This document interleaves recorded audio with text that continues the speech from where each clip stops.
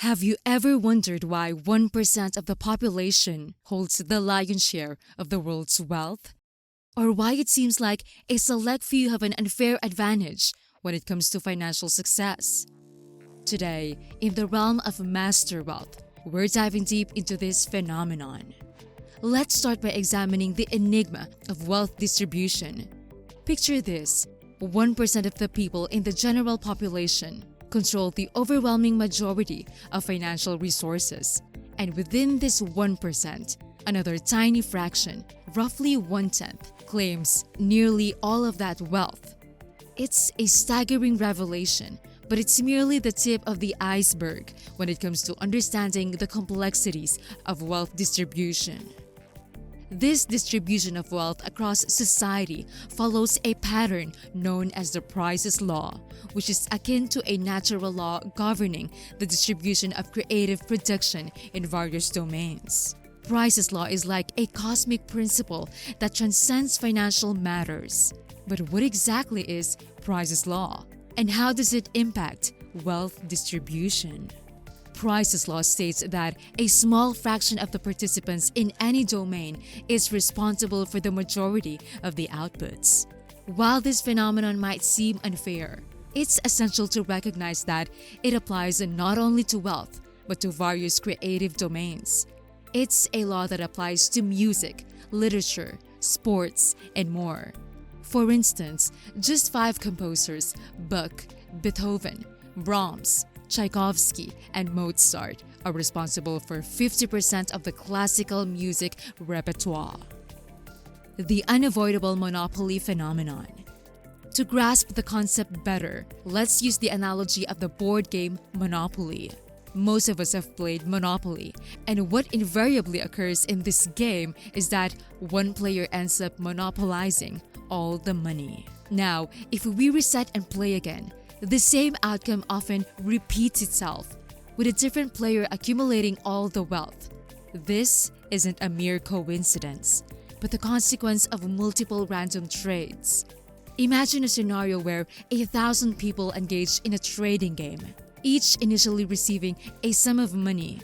As they randomly trade, such as flipping a coin to exchange dollars, over time, one person inevitably amasses all the money, while the others are left with nothing. This pattern isn't exclusive to board games. It extends to the world of creative production. The issue lies in the nature of iterative trading games. Wealth tends to concentrate in the hands of a few, while the majority faces economic scarcity. However, it's essential to recognize that blaming this wealth distribution solely on a particular system is an oversimplification. It's a complex problem without a straightforward solution. The inevitability of wealth concentration. The 1% wealth phenomenon isn't limited to finances. It transcends into various creative domains. Whether it's the number of records produced, records sold, or compositions written, Price's Law applies consistently. It's not a matter of choice, but a law that dictates the nature of creative output in our world.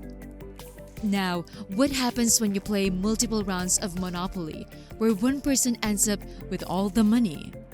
The same rule applies. Wealth naturally gravitates towards a minority of participants. This isn't inherently a flaw in any given economic system. It's an intrinsic property of how creative production and trading work. The great challenge of wealth redistribution. Addressing this challenge and redistributing resources from the minority that controls most of it to the majority with limited resources is a formidable task. Money often circulates back to the top, creating a cycle of wealth concentration. But the complexity of the issue doesn't end there. In fact, there is some degree of turnover within the 1%. Research indicates that individuals have about 10% chance of being in the top 1% for at least 1 year of their life, and a 40% chance of being in the top 10% for a year. This phenomenon is more pronounced in North America and Europe, where financial dynamics are constantly changing. Nonetheless, it's the same select few who continually hold the majority of wealth. The historical perils of class-based guilt. Let's switch gears and explore a historical perspective on wealth distribution. In the 1920s, peasants in Russia were granted land and transformed into farmers. A small minority of these farmers achieved extraordinary success and became responsible for producing the majority of food in Russia and Ukraine. However, a grim twist followed. In this period, the Soviet regime, led by Vladimir Lenin, introduced a policy of collectivizing farms.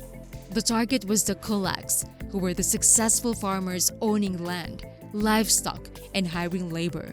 They were deemed socially unfriendly elements. The government dispatched intellectuals to towns to farm collectivization, where land was forcibly pooled and handed over to the collective. As a result, many productive farmers lost their land. This catastrophic decision led to disastrous consequences. The successful farmers, who were falsely vilified, were persecuted, killed, raped, or sent to Siberia in the brutal winters. In the aftermath, 6 million people starved to death in the Ukraine. The Soviet regime perfected the notion of class and ethnicity-based guilt, an ideology that has dangerous implications. The perils of group-based guilt. This historical account serves as a stark reminder of the perils of classifying entire groups based on collective guilt. Today, the discussion of race and ethnic-based guilt is prevalent and its path filled with risks. It's crucial to approach such topics with caution and consideration of the complexities involved. Beyond money, a multidimensional view of success. Now, as we unravel the intricacies of wealth, it's vital to realize that how you manage your resources profoundly impacts your financial well-being. Many believe that poverty is solely caused by a lack of money, but it's a simplistic view. Managing money is a challenging task. Consider the example of individuals struggling with addiction. Often, receiving a sum of money exacerbates their problems, leading to reckless spending and adverse outcomes. It's not just the presence of money that determines financial success, it's how you manage it. The financial journey is intertwined with the character and your ability to navigate the complexities of investment. Your character plays a significant role in how you handle financial matters.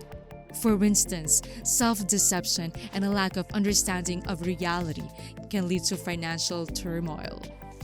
Research indicates that individuals with high IQ and conscientiousness tend to achieve financial success by middle age. These temperamental traits provide an advantage in navigating the unpredictability of financial markets. However, it's essential to recognize that these traits are often a matter of chance, and conscientiousness might have aided survival in the past, contributing to diversity in human traits. The multifaceted nature of success. Achieving success within a system depends on the parameters that define the system. What one person deems as success may not align with another's perspective. Financial success is multidimensional, involving not just wealth, but also health, relationships, and personal fulfillment. It's essential to evaluate success holistically, as it's not always a clear-cut victory. As we explore the dynamics of wealth and success, we must remember that poverty and prosperity aren't solely the results of financial transactions, but rather a complex interplay of various factors. Understanding these intricacies can empower you to make informed decisions on your financial journey. Before we conclude, if you've enjoyed this exploration into the world of wealth and prosperity, consider subscribing to Master Wealth for more valuable insights and knowledge to empower your financial journey.